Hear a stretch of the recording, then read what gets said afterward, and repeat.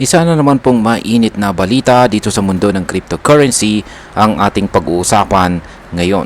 Isang bansa na kilala sa kanilang tech innovation at disiplina po pagdating sa ekonomiya, yan po ay walang iba kung saan ay ang South Korea ay naglabas po ng malakas na signal sa global crypto market.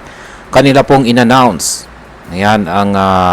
nag-announce po ang kanilang Financial Services Commission or FSC na balak po nilang alisin ang ban sa spot Bitcoin at saka crypto ETF sa ikalawang bahagi ng taong 2025. Kaya ngayon pong taon yan. Kaya ano po ba ang ibig sabihin nito para sa international market? At higit po sa lahat ay anong epekto nito sa atin bilang mga Pinoy na nagtitrade or nag-i-invest sa crypto. Kaya yan po ang siyang ating pag-uusapan sa video na ito. Pero bago po tayo magpatuloy, ay pakibasa na lamang po muna ang disclaimer dito sa ibaba ng ating screen. Ayan, sa mga bago pa lamang dito, ay simulan po natin kung ano po ang spot Bitcoin at saka crypto ETF. Kaya yan, linawin po muna natin yan para sa mga baguhan at hindi pa nakakalam. Ang ETF or Exchange Traded Fund ay isa po itong uri ng investment na parang basket ng asset. Sa kasong ito ay basket ng cryptocurrency gaya po ni Bitcoin, Ethereum at saka iba pa. Ang spot ETF ay direkta po na nakabase sa presyo ng crypto sa real-time market. Hindi ito future-based or prediction lamang.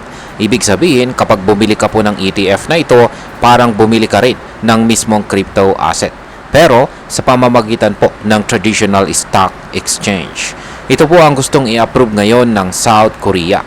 Gusto po nilang gawing mas accessible si Bitcoin at iba pang crypto sa mga ordinaryong mamamayan. Lalo na sa mga ayaw pa ring dumaan sa mga crypto exchange platforms. Ngayon ay bakit po malaking hakbang ito para sa South Korea? Ayan, ayon po sa ulat ng Yonhap News Agency, ang Financial Services Commission ng South Korea ay nagsubmit po sila ng roadmap sa Presidential Committee on State Affairs Planning. Sa roadmap na ito ay inilatag nila ang mga plano para sa pag-issue, custody, trading at evaluation ng spot crypto ETF. Pero syempre, hindi ito basta-basta. Kailangan po ng bagong regulasyon, mas matibay na infrastructure at malinaw na sistema para maprotektahan ang mga investors. Isa pa, ang hakbang na ito ay naka-align sa pangako ni President Lee Jae-myung. Nung tumatakbo pa siya, sinabi niya na gusto niyang isama ang crypto sa traditional na financial sector. At ngayon ay mukhang tinutupad na po niya ang kanyang salita. Ngayon ay kasama ba rito ang stablecoin sa South Korea? Oo, kasabay ng plano sa ETF ay ang pagbuo rin ng Korean won-based stablecoin. Target ito na ilabas po sa latter half po ng 2025. Kaya ayan, ngayon na rin po yan. At ang goal ay para hindi na lumawas pa ang pera ng mga Koreano sa bansa. Kung may government-backed stablecoin, mas tiwala ang mga tao na ang kanilang pera ay secure at mas gagamitin ito sa loob ng bansa para sa investments at saka negosyo. Kumbaga, gusto po nilang gumawa ng sarili nilang digital peso pero Korean won version. Ngayon ay ano naman po ang ginagawa ng South Korea para gawing safe ang crypto? Kasama po sa roadmap nila ay ang legislative overhaul o malaking pagbabago sa batas na may kinalaman po sa crypto.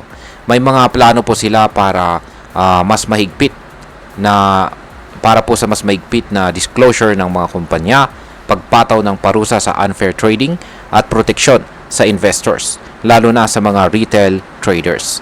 Magkakaroon din po ng bagong rules tulad po ng one strike policy kapag ang isang executive ng public company ay nahuli sa market manipulation, automatic po natanggal sa pwesto. Mayroon ding mandatory return of insider profits at mas mabilis na delisting ng mga kumpanyang palugi.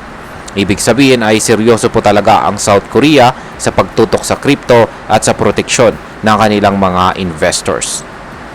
Ngayon ay gaano naman po kalaki ang crypto market ng South Korea?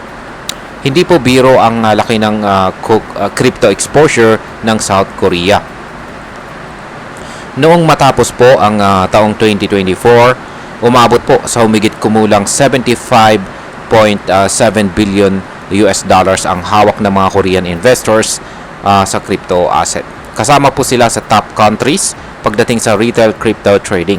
Maraming mga young professionals doon ang active po sa crypto space. Kaya naman gusto ng gobyerno nila na ayusin ang sistema. Ngayon ay ano naman po ang connection nito sa ginagawa ng Amerika? Kapansin-pansin din na halos sabay po ang kilos ng South Korea sa ginagawa ng United States. Sa ilalim po ng bagong administrasyon ni Pangulong Trump, may mga crypto-friendly policies na ipinatutupad. Kaya mukhang ayaw din na magpahuli ng South Korea. Nagpapakita po ito na unti-unting nagiging global standard ang pagtanggap sa crypto bilang legitimate na asset class. Kasama na po si Bitcoin, Ethereum at ang mga kapatid nilang altcoins. Ngayon ay pag-usapan na po natin ang epekto nito para sa atin bilang mga Pinoy crypto traders at investors. Kaya, ayan, una, kapag na-approve ang spot crypto ETF sa South Korea, sigurado pong lalaki ang demand para kay Bitcoin at maging sa iba pang mga top cryptocurrencies. At kapag lumaki po ang demand, natural lang na tumaas ang presyo. So kung ikaw ay may hawak na Bitcoin or Ethereum ngayon, magandang balita po ito para sa iyo. Posibleng makita natin ang pagtaas ng value ng mga ito bago po matapos ang 2025. Pangalawa ay mas tataas po ang kumpiyansa ng ibang bansa, pati na rin ang Pilipinas na gawing legal at saka regulated ang crypto sa traditional financial system. Posibleng magsilbing inspirasyon ang hakbang ng South Korea para sa Bangko Sentral ng Pilipinas at SEC na tingnan muli ang posisyon nila sa crypto ETF at saka stable coins. Bilang panghuli, ang masasabi ko naman tungkol dito ay para sa akin ay napapanahon na ang ganitong hakbang. Hindi na basta internet money ang tingin ng mga bansa sa crypto. Isa na po itong financial revolution na unti-unti nang tinatanggap ng mga malalaking ekonomiya. Ang South Korea ay matalino sa kanilang approach. Hindi sila basta pumasok agad. Pinaghandaan nila ito ng roadmap, batas at suporta mula sa Pangulo. Sana ay gayahin din ito ng ibang bansa, lalo na po dito sa atin, dito sa Pilipinas. Kung gusto po nating makasabay sa pagbabago ng global finance, kailangan din natin na seryosohin ang crypto at ang mga oportunidad na dala nito. Kaya yan, hanggang dito na lamang po tayo sa video na ito mga ka-crypto. Marami pong salamat sa panonood. Ingat po tayo lagi at God bless po sa ating lahat.